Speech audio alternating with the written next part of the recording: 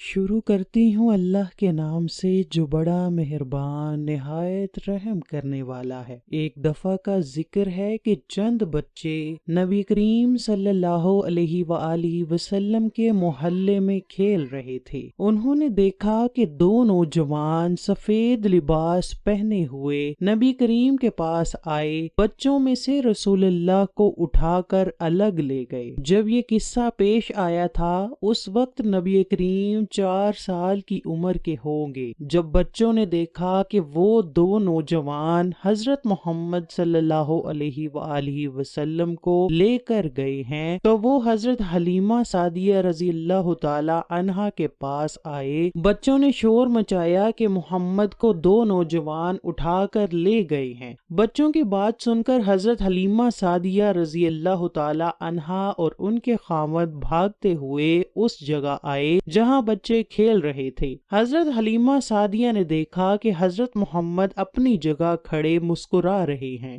حضرت حلیمہ سعدیہ نے دریافت کیا کہ بیٹا کون سے لوگ آئے تھے جو آپ کو اٹھا کر لے گئے تھے؟ تو اس پر نبی کریم نے شروع سے لے کر آخر تک سارا قصہ سنا دیا کہ ان دو آدمیوں نے مجھے لٹا کر میرا دل نکالا۔ ان کے پاس آب زمزم کا چمکدار اور صاف شفاف پانی تھا۔ انہوں نے میرے دل کو اس شفاف پانی سے دھویا۔ مجھے محسوس تک نہیں ہوا کہ میرا دل کسی نے نکالا تھا۔ پھر انہوں نے میرے سینے میں دل کو رکھ دیا۔ اب مجھے دل پر ٹھنڈک محسوس ہو رہی ہے۔ حضرت حارث اور حضرت حلیمہ رضی اللہ تعالی عنہا نے نبی کریم کو اپنے گلے لگا کر گھر لے آئے۔ اس کے بعد 10 سال کی عمر میں آپ کو شق صدر کا واقعہ پیش آیا۔ یہ قصہ حضرت ابو ہریرہ رضی اللہ تعالی عنہ سے صحیح ابن حبان اور دلائل ابی نعیم وغیرہ میں بیان کیا گیا ہے۔ جب دوسری بار یہی واقعہ نبی کریم کے ساتھ پیش آیا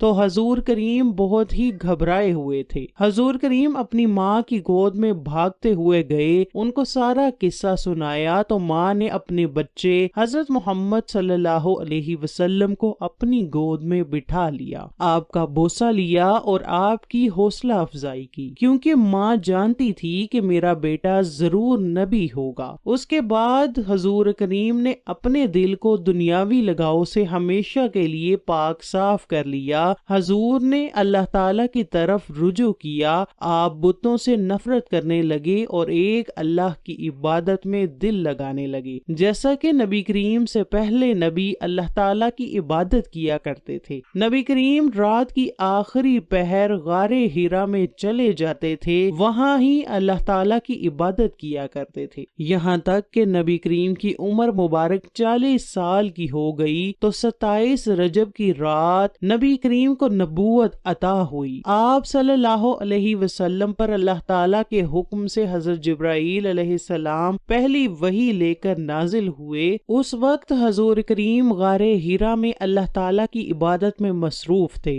حضرت جبرائیل علیہ السلام آپ کے پاس تشریف لائے، حضور کریم کا سینہ مبارک چاک کر کے دل نکالا، دل کو آب زمزم کے پانی سے 3 بار دھویا، پھر دل کو سینہ میں رکھ کر سینہ جوڑ دیا۔ یہ سب کچھ کرنے کے بعد حضرت جبرائیل علیہ السلام آپ صلی اللہ علیہ وسلم سے مخاطب ہو کر کہنے لگے، اے اللہ کے نبی، پڑھیے اپنے رب کے نام سے جس نے انسان کو جمے ہوئے خون سے پیدا کیا ہے۔ رسول اللہ نے فرمایا کہ میں پڑھنا نہیں جانتا ہوں۔ اس کے بعد حضرت جبرائیل علیہ السلام نے فرمایا کہ اے محمد، پڑھیے اپنے رب کے نام سے جس نے انسان کو وہ علوم سکھائے جس کا اسے پہلے علم نہیں تھا۔ اس بار بھی رسول اللہ نے وہی جواب دیا جو پہلے دیا تھا۔ اس پر رسول اللہ نے فرمایا کہ میں پڑھا ہوا نہیں ہوں۔ حضرت جبرائیل نے پھر تیسری بار کہا، اے محمد، پڑھیے کہ آپ صلی اللہ علیہ وسلم کا رب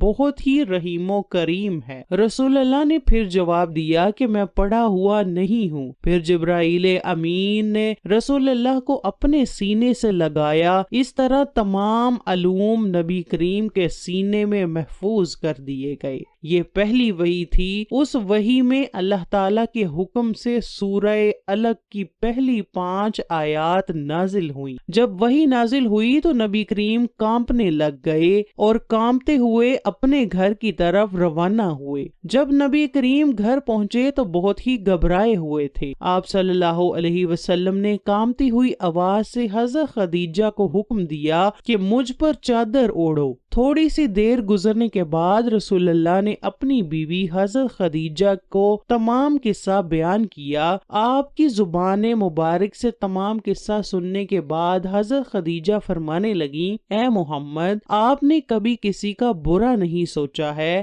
آپ نے ہر وقت دوسروں کی مدد کی ہے، غریبوں اور یتیموں کا سہارا بنے ہیں، آپ تمام جہان کے لوگوں کے لیے رحمت بن کر تشریف لائے ہیں، آپ پریشان مت ہوں، اللہ تعالیٰ ہمیشہ ہی آپ کے ساتھ ہے، وہ آپ کو کبھی بھی تنہا نہیں چھوڑے گا۔ پھر رسول خدا پر وحی کا سلسلہ 23 سال تک جاری رہا۔ اس 23 سالہ دورانیہ میں اللہ تعالیٰ نے آپ صلی اللہ علیہ وسلم پر دیگر احکامات اور قرآن مجید بھی نازل فرمایا۔ جب اللہ تعالیٰ کے حکم سے نبی کریم کو معراج کی سیر کروائی گئی تو رسول اللہ کا سینہ مبارک چوتھی بار پھر آب زمزم کے پانی سے صاف کیا گیا۔ سبحان اللہ، یہ تمام شق صدر کے واقعات ہیں۔ سب سے پہلی بار رسول اللہ شق صدر کی یہ حکمت تھی کہ بچپن کی عمر میں بچے کھیل کود اور شرارتوں میں لگ جاتے ہیں، نبی کریم کو دوسرے بچوں سے بہتر اور اعلیٰ کیا گیا۔ دوسری بار 10 سال کی عمر میں شق صدر اس لیے ہوا کہ رسول اللہ جوانی کی تمام آسائشوں سے پاک ہو جائیں۔ تیسری بار غار ہیرا میں شق صدر ہوا